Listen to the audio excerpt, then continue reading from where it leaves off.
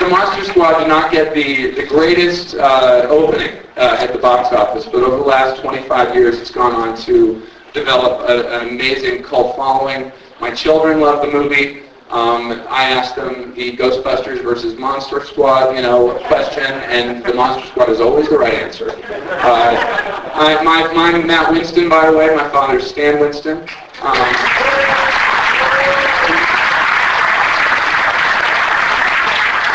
If Dad was still with us, he would not have missed this reunion for the world. And I would like to just get started by handing the microphone over.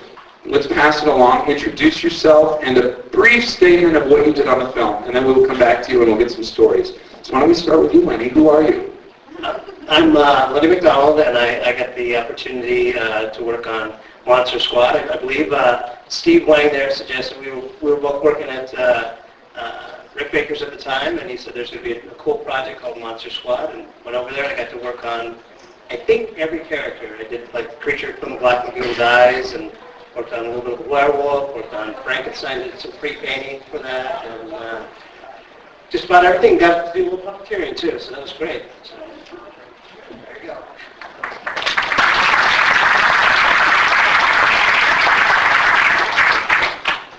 There's Michael McKay. The Mummy's the Mummy. The Mummy.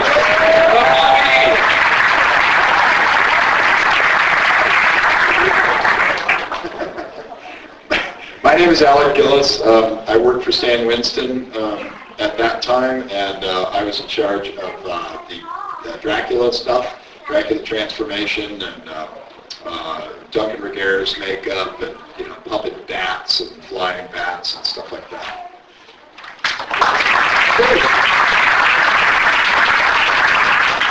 Hi, my name's Shane Mahan, and I worked for Stan on that project, as you know, and I turned Michael into the mummy. He's wearing a vintage. That's the crew jacket, vintage. That's probably the only one that exists. I have mine. Are you kidding? I have mine. Oh, yeah.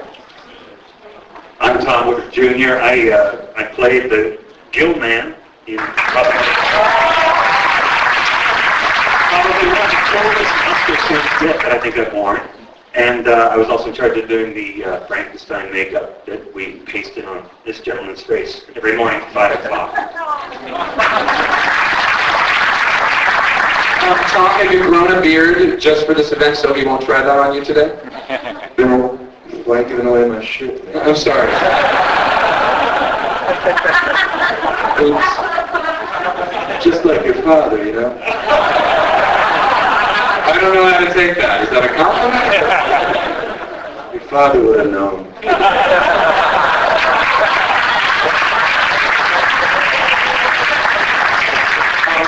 So let's go to you, Shannon Shea. Wow, how do you follow that? I'm Shannon Shea. I worked with John Rosengrant, actually under John Rosengrant, as one of the Wolfman artists, and I was semi-instrumental in the transformation effects as well as when the Wolfman explodes.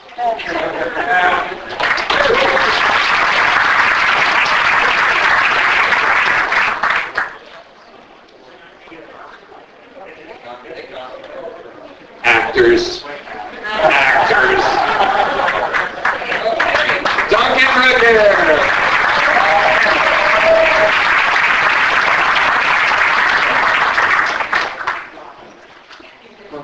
I'm sorry.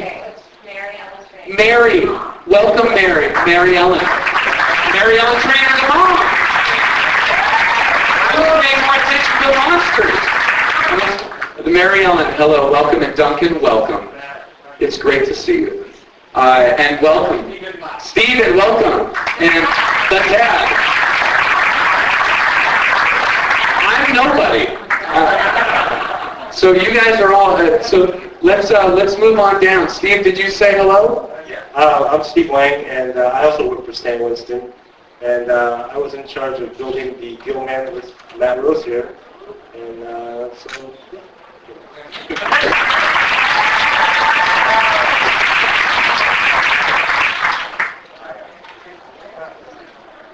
Hi, I'm Matt Rose. I helped this guy.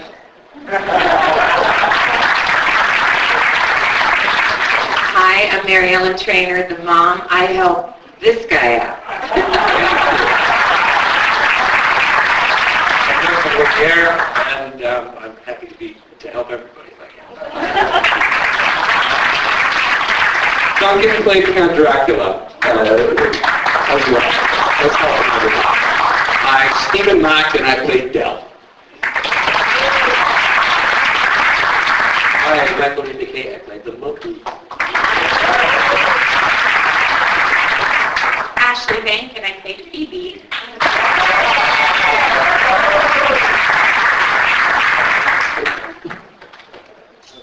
I'm Tom.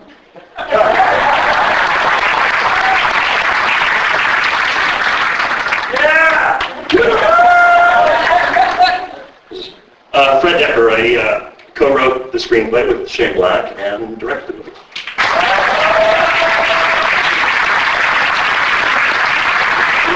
Welcome to all of you. Again, this movie has stood the test of time. What an amazing opportunity for all of you, I'm sure, to revisit the famous Universal monsters. I know for Stan it was a dream come true to get a chance to put his spin on those characters. And without further ado, I think we should just jump in and talk about your memories of the film. We'll start with you, Fred. The conception. We have a lot of people here, so if you could sort of tell us your most memorable moments on that movie, and maybe even since making the movie, since it's transformed into this, such a cult favorite. We'll start with you, Fred Decker. Talk to us about the beginning, the Monster Squad beginning. Well, I always loved the Little Rascals, or as they were known when they were made, the Our Gang series by Hal Roach in the 30s and 40s. Well, the ones in the 40s aren't as good as the ones in the 30s. And I also was obsessed with the Universal Monster pictures, which I watched at 3 o'clock in the morning when I should have been getting some sleep to go to school. And I was finishing my directorial debut. Night of the Creeps. Night of the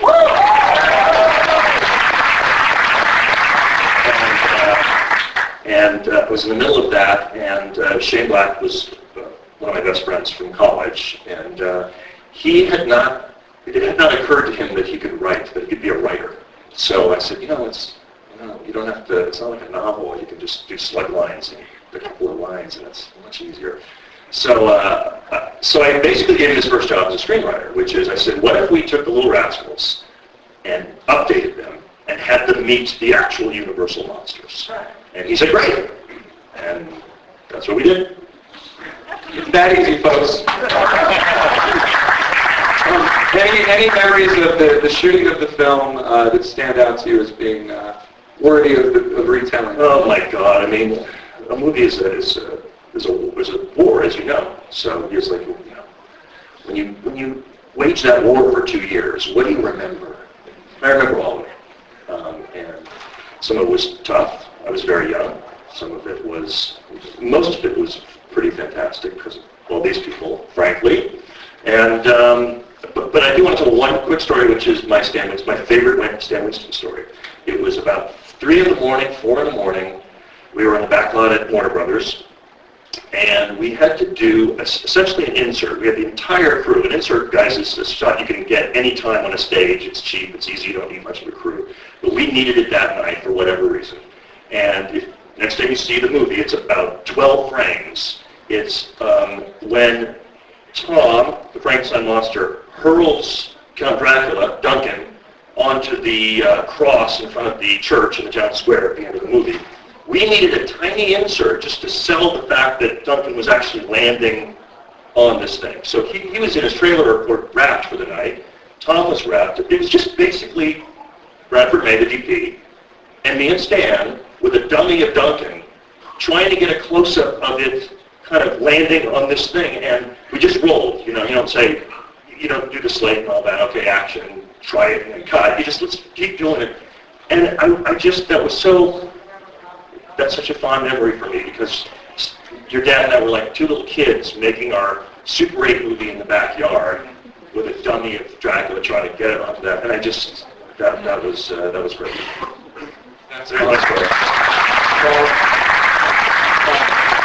Dad never grew up. He never grew up until the day he died. He never grew up. So, Tom, you have any memories of being the Frankenstein monster that you'd like to share with us? There's a scene at the end where I'm sucked into the vortex, and so they put me on the skateboard so they can drag me backwards toward the vortex. And so I crawl to Phoebe, and they say, well, when you're doing this, there's going to be some stuff flying. Don't worry, it's just like styrofoam. So they say action, and they turn on the biggest fucking fan. It was like from like a B-29, like a huge fan.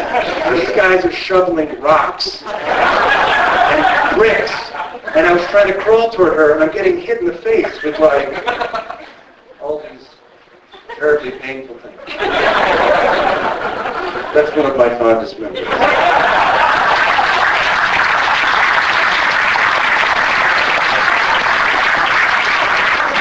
I hate to hear your nightmares. And then every time we did it again, they said, no, we're not going to do that again. And then they would do it again.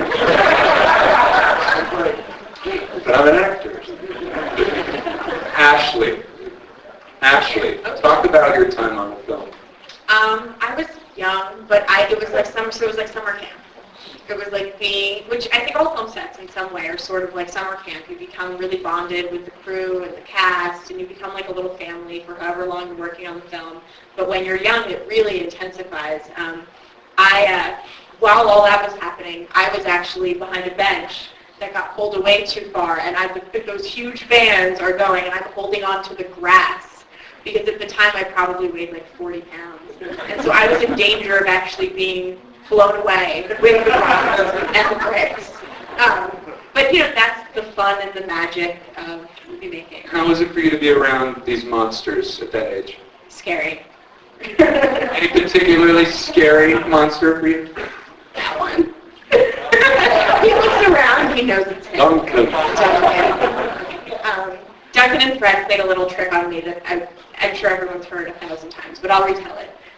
Where I'm getting lifted up and he's holding me by the chin, and I was terrified of the red eye contacts and those fangs because they're scary when you're 5. And so whenever we were in a scene together, he always didn't wear them when I was on set as a courtesy to me. And so when we're getting ready to do that scene, Fred pulls me over and he goes, okay, so you're going to have to scream in this scene. And I'm like, okay, when? And he goes, you'll know.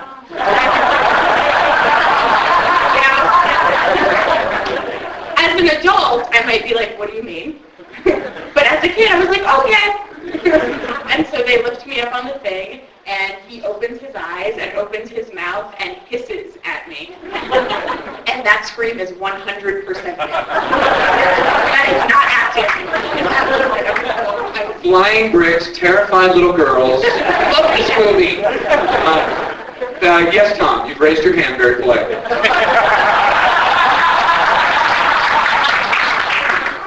One day we're about to shoot this close-up of me, and I'm a serious actor.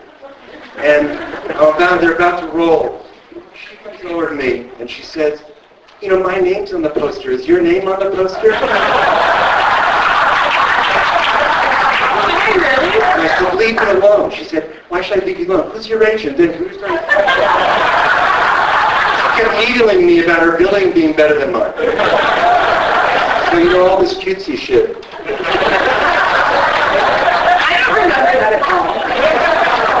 You just called your performance cutesy shit. All right, Michael, my recollection of you, the most impossibly thin, realistic mummy ever created. Let's talk about your experience on the movie. Okay. Well, I'll tell you what.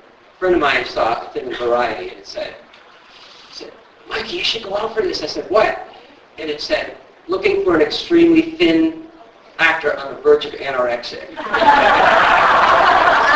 And I've always been like super skinny, and so I said, go for it. So I did, and it was like, I went directly to the studios, and I auditioned for Fred, and he said, walk across the room a couple times, and he kind of directed me on how they wanted me to walk, so I did kind of like a thing with my all distorted hands and whatnot. And he said, and he was talking with someone, and they were in this heated conversation, and then he looks to me and he says, as far as I'm concerned, you got the part. And then it continues on to the conversation. And so the next day I go to work, And I get this call. It's like, this woman calls and she said, Michael, Eddie? I said, yeah. She said, I understand that you're going to be playing the Mummy in the Monster Squad. It's like, what? And it's kind of like, and as I started like, I'm not even saying it. She said, no, honey, don't worry about it. We'll take care of everything. She says, but you're cast as the Mummy in the Monster Squad. And I hung the phone up and I was kind of like, a friend of mine was sitting there and I was kind of like, he said, what's wrong? I was like, I just got cast in a movie as the Mummy in the Monster Squad. And he was like, and it was like, I was like really, and that started a whole thing for me. And as, and as we're playing the Mummy, I just really fell in love with my character. And everyone was like super nice and protective. And my little Michael Faustino, for some reason, he's just like, he was like very protective of me. He always held my hand when we ate. He'd always like take a napkin and say, "You okay?" And he'd like wipe my mouth and everything. And he was like always looking at me like, "Are you okay? You want some more food?" And it's like and he'd always hold my hand. It was like really cute. But two really quick things is like when I did the thing on the back of the truck and we're going down the road and everything. It's like all the kids in the back were like extras and they were doubles. And they were saying, they were like holding my hand and I was on a brace and it was like everything was like safe and it was really cool going down the road really fast and everything. And they were like all holding my hands and they were like really, holding me and they said, we got you, you're safe and everything. And it was like really totally cool. It was a lot of fun. But the funniest incident was one night after shooting, it was pouring rain. It started sprinkling and it started pouring rain. And I started walking, and it's like all of a sudden I got like confused or something. I ended up walking in the woods in circles in mud. And it's kind of like I'm walking around, and it's like, I lost my trailer, I can't find anything. And I was looking around, and some guy went by the tree, he said, "We found the Mummy!" And I was in the middle of the woods or something, like in mud and everything, and my trailer was like right over there. And I swore my trailer was moved. They said, and they captured me and they took me, and I was safe and I was rescued. And that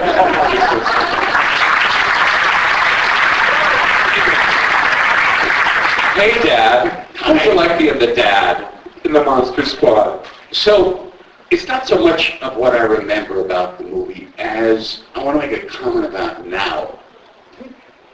What the movie is for me now, and as I look at you all out here, I was at one other convention, and somebody raised their hand and said, "When are you going to make the next Monster Squad movie?" So I said this, about 15 minutes ago, a father and his little son appeared for my signature. And his little son was wearing the Jason mask. The kid was 5 years old. So I said to him, they're never going to make this movie again. Because this movie represented an idyllic time. When the children had dreams of fighting the bad guys and defeating them. Nowadays, the children are the bad guys.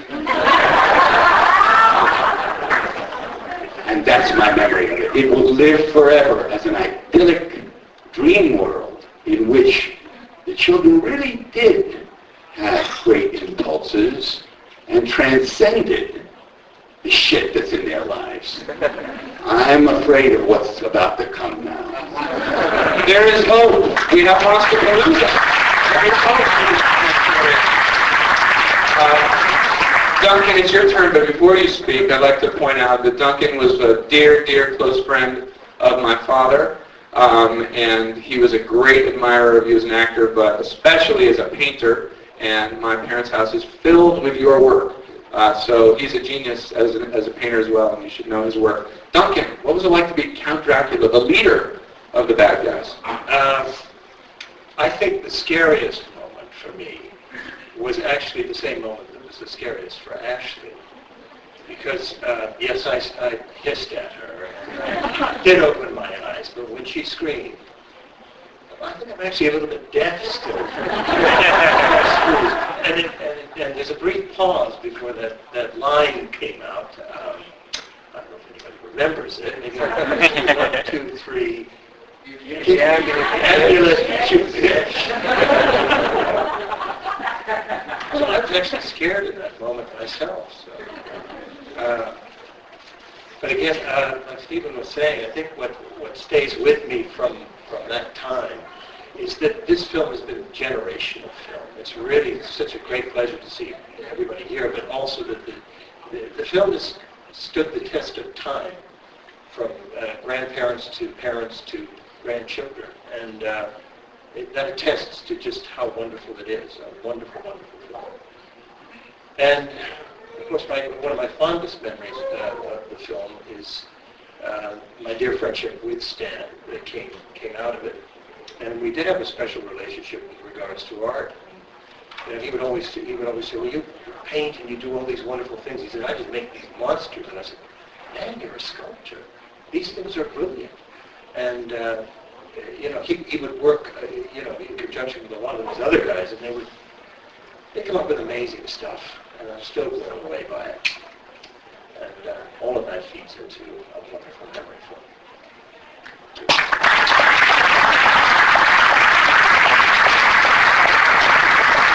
Mary Ellen, do you have any specific wonderful memories of this project that you would like to share?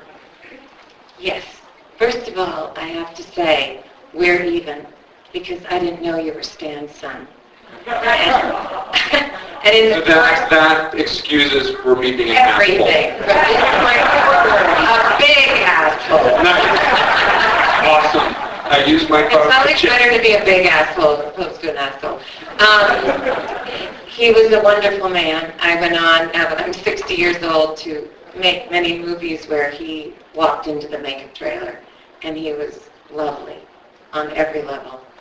And you're very lucky to have had him as a dad. And I don't know who the next Stan Winston is. I don't think any of us do. But that's not my world.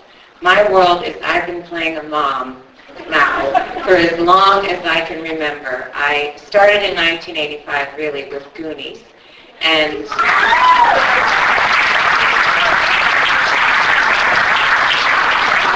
little did we know what that would become and how fun being a mom was.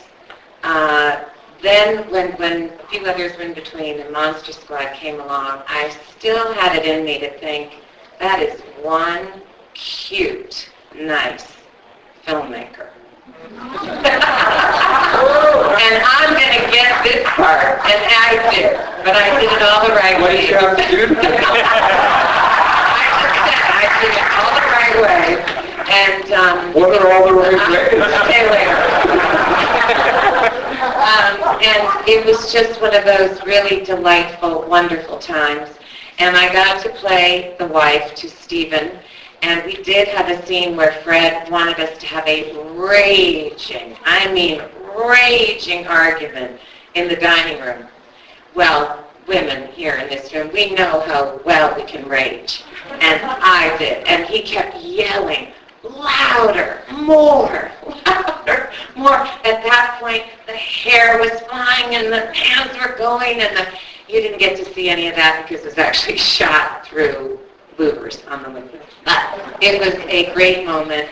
It was a lot of fun. I agree with Stephen. I wish we could almost go on and do part 2 and maybe reintroduce young people to just the simplicity of right and wrong, sometimes good and evil, and sometimes being scared is okay because someone's going to help you out. So thank you all for being here. I have had a wonderful time. I'm now playing grandmothers, so stay tuned. Thank you.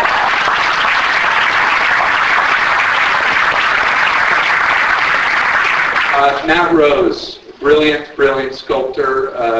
The Gill Man. Let's talk about the Gill Man. Well, the strongest memory I have is Tom dressed as a Gill Man fighting all these stuntmen dressed as sheriff's deputies. And they were overly enthusiastic. And they had these billy clubs that were supposed to be soft, but they were hard inside. And they were wailing on him in order to be orchestrated this whole flight. It was really well done, but they were just hitting me so hard. They'd stop and Tom would just say through the Gilman's mouth, I got it, you're going to take it easy a little bit. They were wailing. And I just said, geez, it's being really good. And then they started it up again. It was like 4 or 5 guys, I can't remember now. But boom, boom, from every side. And then one of the bigger guys was in the wrong place at the wrong time, because he just started wailing again. And Tom wasn't looking, and he spun his hand around and clocked the guy straight in the forehead. This big guy fell like a sack of potatoes, straight down on his ass. And he just looked dazed, and he was not that far from me. And he just looked really strange, and they had those hats on with the little shields right here in the middle of the hat. And someone apparently they riveted those shields on the hat. When they pulled the hat off, 2 streams, perfect streams of blood, shot 6 feet right by my shoes. I almost fainted. And now we've killed a lot of people in movies. I've killed over 40 horribly. I can't stand the sight of real blood. And I still want my legs giving way. So I think I heard Tom going, That's the strongest. That's awesome, Matt. I'm sensing a little... I'm sensing a theme here. We've got Tom being pelted with bricks. We've got Ashley being terrified. We've got the lost mummy. We've got Mary Ellen being told, more, and we've got people... This is the most violent set in Hollywood history. And it all comes from the top on a set. So, Fred, you're a sadistic man. It's a monster movie now. All right, Steve. Let's talk about your contribution and what it meant to you to be a part of the team that got to recreate the Universal monsters. Well, I mean, when I was working for Stan, brought in to work on the Gilman, it was, for me, a dream come true because the original creature from the Black Lagoon was my favorite monster of all time. So having the opportunity to do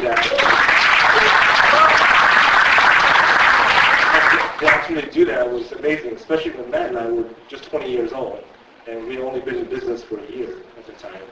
And so that was wonderful. And I saw a lot of really funny things on set, but a lot of it I can't really share. Share. I don't know about that. It was the 80s. Cocaine, fun. I wish it was just run stories. I could share that. And I will just say a little bit about the building process of the Gilman. When Matt and I we were making the suit, we had done a lot of things we had tried before, and we would test them on different levels, like the glues that we used for the suit and all the stuff. But it wasn't until the day that he actually worked, that Tom actually worked the first time as a Gilman, that we actually put the whole thing together for the first time. So we didn't know if it was going to work or not. All this like, we're going to make the scene go away, and then so we started pulling little pieces. And I remember as the feet went on, and the scene kind of went away, and I was doing Matt like, it's working. Hands on, and it's like Stan was in the room the whole time. We're like really nervous when we get fired. I'm like, it's working. And then finally we put the head on, and we made the scene go away, and I was like, oh my God, it's working. And we went on set. Stan got a lot of compliments. It's a lot of nice things about it. Afterwards, we came back, and Tom did a great job too as a Gilman. Afterwards, we came back. I think I had to change my pants because I thought for sure we were going to get fired. Well, Dad had a strict no pants changing rule for new hires for the first year, and all right. You'll not get to be sat around me for a while. Shannon Shea, let's talk about it. I know you are a monster nut. This must have been a dream come true. Yeah, it was. I remember Stan telling us about Monster Squad when we were working on Amazing Stories, Miss Stardust. He said, hey, our next project's Universal Monsters, and we were at Universal Studios. But they passed on the movie, by the way. Yeah, They passed on the movie. which it seems We submitted the script to Universal because I wanted to use the actors to make us.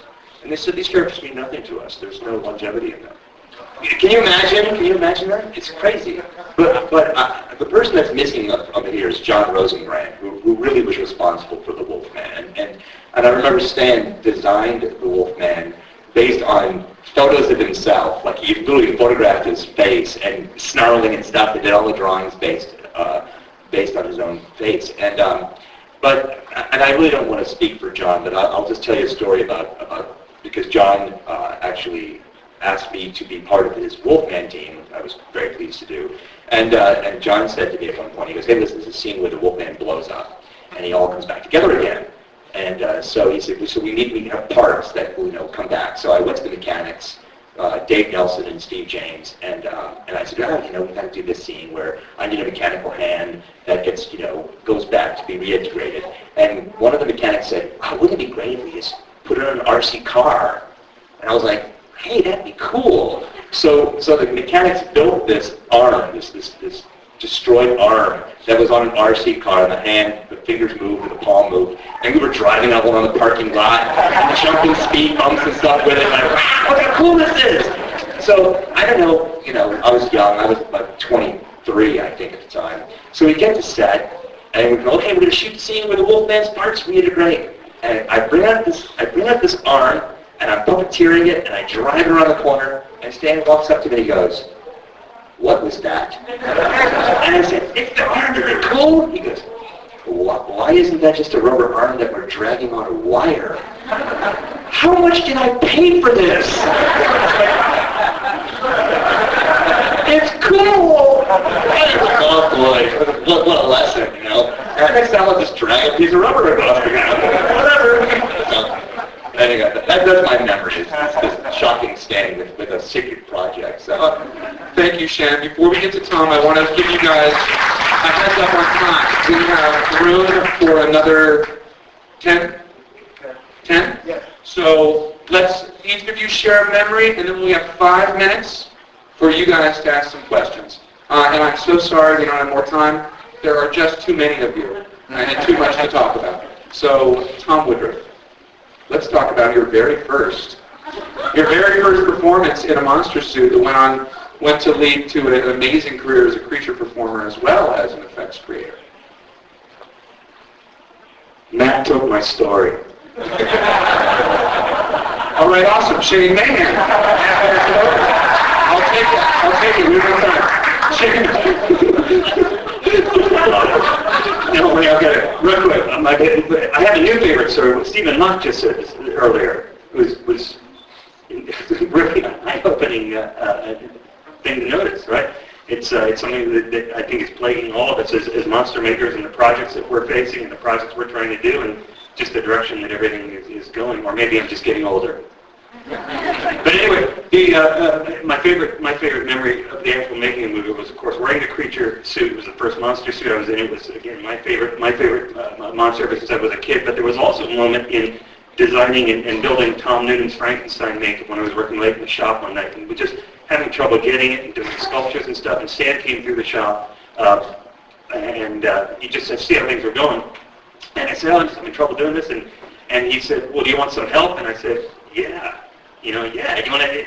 I said I didn't think you'd be too busy to help stuff. So my favorite memory is sitting in that shop at night, just me and Stan Winston. Because I'm a kid, I'm 26-year-old. I'm sitting there with Stan Winston sculpting a monster makeup for the Frankenstein monster for a movie about monsters. So honestly, my professional memories have never gotten any better than that moment.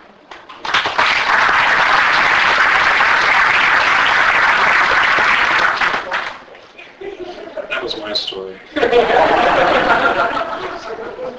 My favorite thing was moving Michael McKay's dressing room on a rainy night.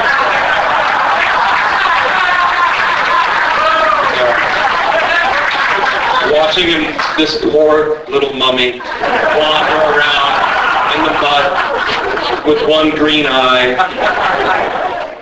Good God, that was fun. Actually, the mummy was mine because I loved the Karloff mummy, like all the guys. We gravitated to what we wanted to do, kind of based on personal interest. That's how it works. You kind of get, mummy, the mummy, creature, and Frankenstein monster. And the one issue I had this thing with Stan once where he didn't like my design for the mummy, and he was kind of art directing me, and he said, it just doesn't look like a mummy. It looks like an ancient dead guy.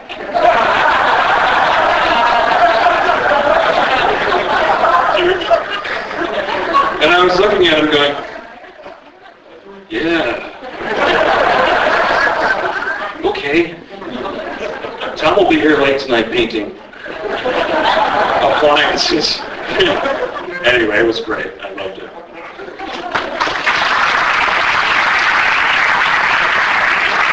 Yeah, so like Shane was saying, we get this script, which, by the way, we were just completely knocked out. We were doing movies like Aliens and all these like drippy horror, and we get this script that's like Monster Film. But oh my God, it's genius, and it was so written, so funny, not only in the dialogue, but in the descriptive passages. It was so witty, and so we were just over the moon about it. So we're all looking at, what are the monsters in this? Frankenstein, the Wolf Man, the Mummy, the Creature from the Black Lagoon, and it's like musical chairs, right? We're like, what am I going to get? And Stan says, and you get to do Dracula. And I'm going, fangs?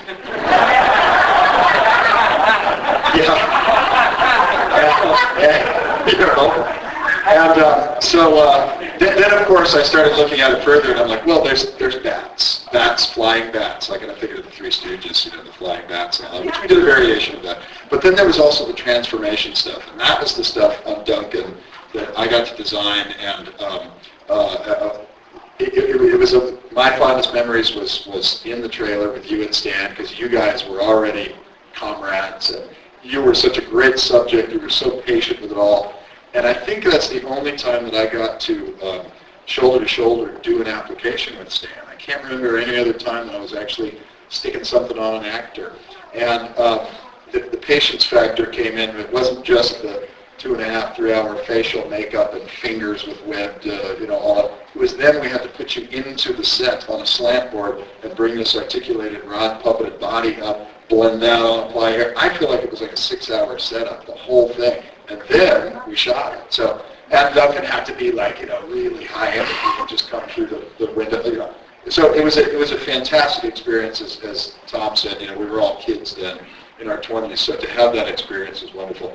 And furthermore, to say more great things about Fred's skill, to me, when I look at like the Pixar movies or like these movies like Monsters versus Aliens and things like that, Monster Squad is the film that, in my opinion, spawned that whole thing. If this film was to be done now, I think it would be a CGI movie. I think it would be, because that's the last place where all this sort of innocence and this sort of fun and positive, kids versus evil stuff is still happening.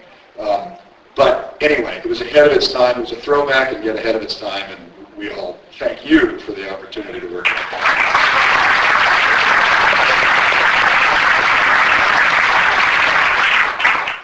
One of the fun memories I had was working with Alec, and I believe you started, there's a scene where Duncan, for a split second, turns into a skull. He's on the top of the cliff. And I'm not sure if Stan started it or you started it, but Stan worked on it, and then I believe you worked on it, and then I finished it up. And it was like, wow, 3 people are working on something that's going to last on film for 1 second on film. But it was very exciting because pleasure working on anything that Stan had touched was great. Another memory is working with Tom, and we're doing the makeup, both Toms, of course, Frankenstein makeup. Tom had sculpted them, and he was doing some painting, and he needed a little help, so I kind of helped him out with that, and we got to apply the makeup. The famous Dick Smith. This is one of the members. I don't know if Tom knows this, but if anybody has met Dick Smith, he's obviously the godfather of makeup, and you must applaud when that name is mentioned.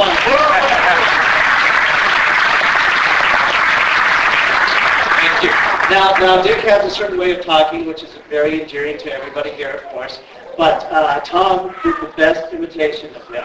And it wasn't what he was saying, but he was saying just gibberish kind of stuff. But it's one of the funniest memories I have of my life. Tom, what do you take the stage? Oh, Tom Noonan. Was that the next No, Tom was doing it. Who does the next minute? But speaking of comedy, his dad was one of the funniest guys. And he would do something when you, I don't know if he did it to everybody, but he did it to me. When you start off working in a shop, you might have like a lunch where everybody's invited, you might have like Chinese food or something like that. And sometimes people are warned what's going to happen, but you'll be eating and he'll just come by and start picking up the food off your plate and just start eating, with noodles and things like that. And it's just to see how, to see what you will do. If you will say that's rude or good job. That's right. And if you pass that test, he will flick you in the privates. Yeah, you'll say. I'm not kidding. That was, you knew you made it when you were flicked in the privates. Yes, Tom?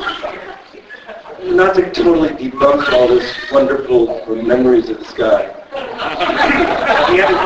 At the end of the film, they ran out of appliances on the last day, and they said, Tom, we have no appliances. We can't even make them because they take a week to cure. So they said, we need you to go home with the makeup on and come back the next day.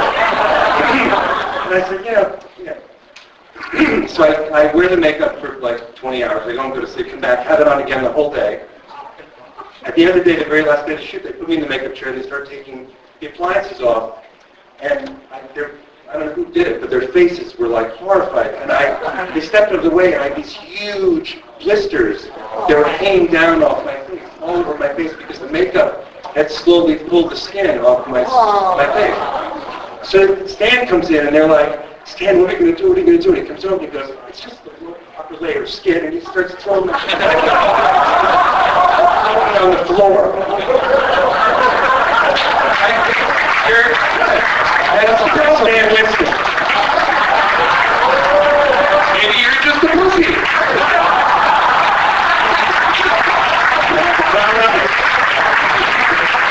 All right, I know that we have to get out of here, but we have many of us, and we will fight the incoming people. We need 3 minutes for some Q&A. Is that cool? Okay, please shout loudly your questions. My question's for the dad. I always wonder this every time I watch it, when you guys, you and Sean are on the roof, and you guys are watching the movie, and he says, this is my favorite part. It's supposed to be like he's been watching it the whole night, multiple times. Is that what it's supposed to be, or... I always wondered that. He's cool, I forgot what happened. Next question.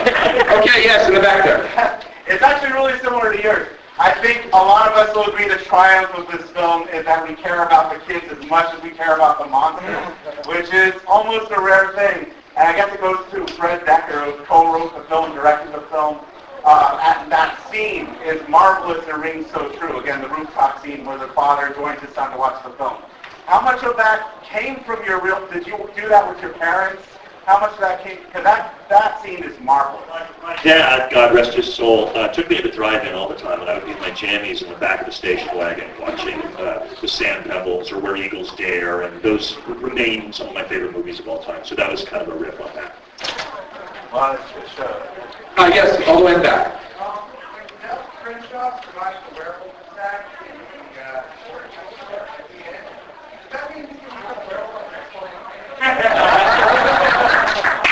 One thing to say about that, I brought my 4-year-old son to see that scene where I get the shit knocked out of me. And I finally end up sticking a piece of dynamite in Werewolf's trousers and say, suck on this, you son of a bitch, and throw him out of the window. And then he came and saw Wolfman come back together again. And as that was happening, he was 4 years old, he looked at me and said, Daddy, how'd they do that? Yes, right in the row. I was just wondering if there was ever any concern about calling a cute little girl bitch. I'm not touching that.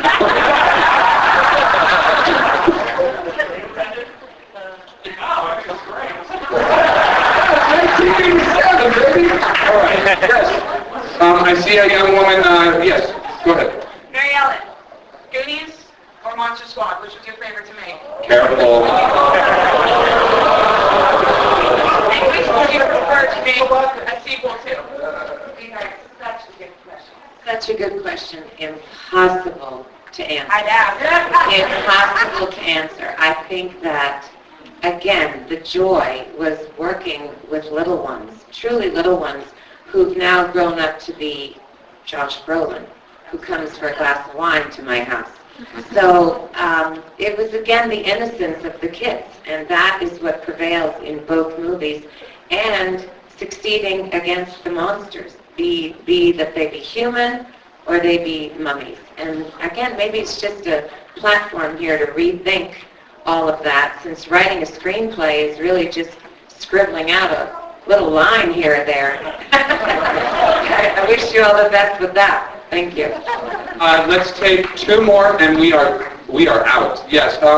Ladies first. Rabbit, what's up? What's your favorite movie from a director? Your favorite movie? My favorite movie is Jaws. Check out Greg Nicosaro's display in the museum. It's amazing. My daughter said, "How are they standing so still?" They're not real. Last question, guys. Make it a good one.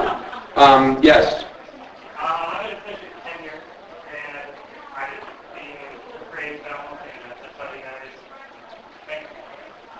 Films like this, there's something we hope to stay in this industry. From film to film to film to say there can't be great films. We've lost some of the imagination. These type of films, the AI guy will fight to try to improve it. These are most of us who put it in the next one for me and what's back to me. And I know I'm here to tell you guys about this moment, so.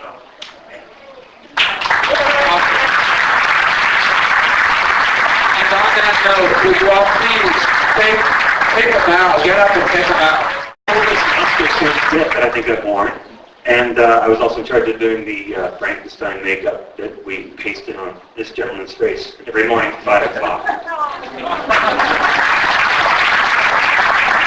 Tom, have you grown a beard just for this event so he won't try that on you today? No, why giving away my shit, man? I'm sorry. Oops. Just like your father, you know? I don't know how to take that. Is that a compliment? Your father would have known.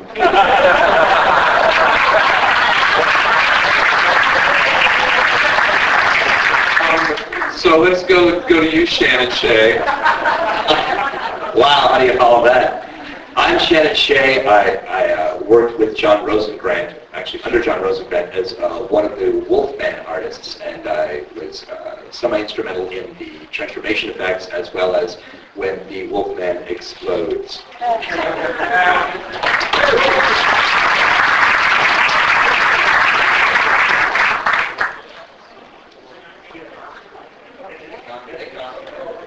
Actors.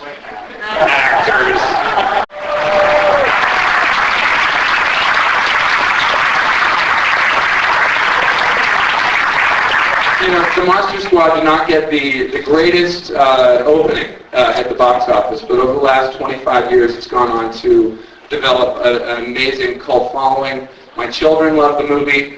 I asked them the Ghostbusters versus Monster Squad, question, and the Monster Squad is always the right answer.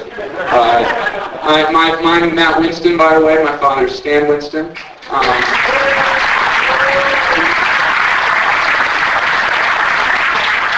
If Dad was still with us, he would not have missed this reunion for the world. And I would like to just get started by handing the microphone over. Let's pass it along. Introduce yourself and a brief statement of what you did on the film, and then we will come back to you and we'll get some stories. So why don't we start with you, Lenny? Who are you?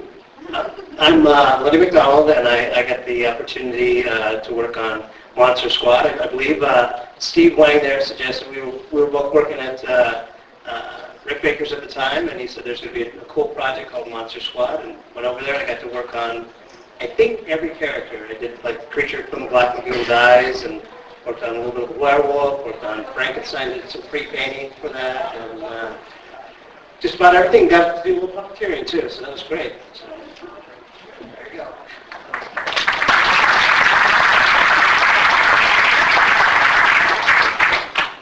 There's Michael McKay. The Mummy's the Mummy.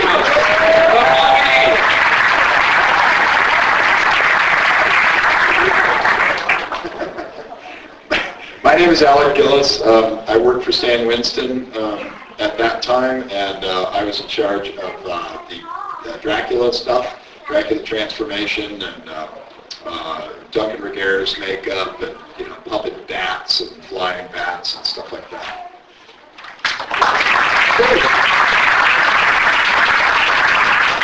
Hi, my name's Shane Mahan, and I worked for Stan on that project, as you know, and I turned Michael into the mummy. And he's wearing a vintage. That's the crew jacket, vintage. That's probably the only one that exists. I have mine. Are you kidding? I have mine. Oh, yeah. I'm Tom Woodruff Jr. I played the Gill Man in probably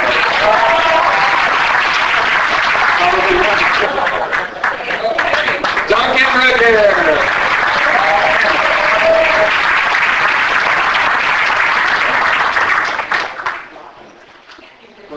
I'm sorry. Mary. Welcome, Mary. Mary Ellen. Mary Ellen Trainer's mom. I was paying more attention to the monsters. Mary Ellen, hello. Welcome. And Duncan, welcome. It's great to see you. And welcome. Stephen, welcome. And the dad. I'm nobody. So you guys are all... so let's move on down. Steve, did you say hello? I'm Steve Wang, and I also work for Stan Winston. And I was in charge of building the Gill Man with Matt Rose here. And so...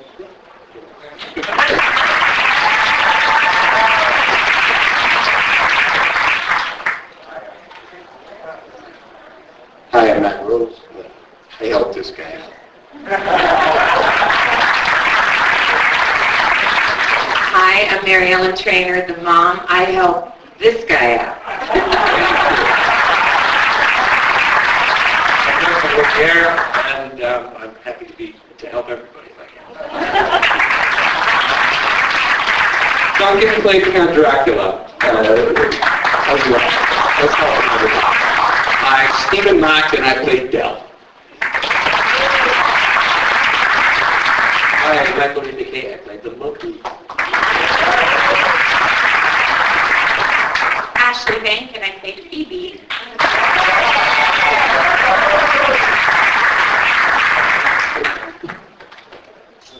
I'm Tom.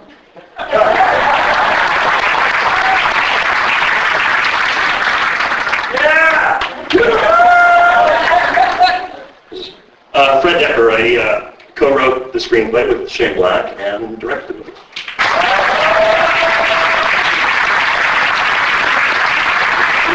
Welcome to all of you. Again, this movie has stood the test of time. What an amazing opportunity for all of you, I'm sure, to revisit the famous Universal monsters. I know for Stan it was a dream come true to get a chance to put his spin on those characters. And without further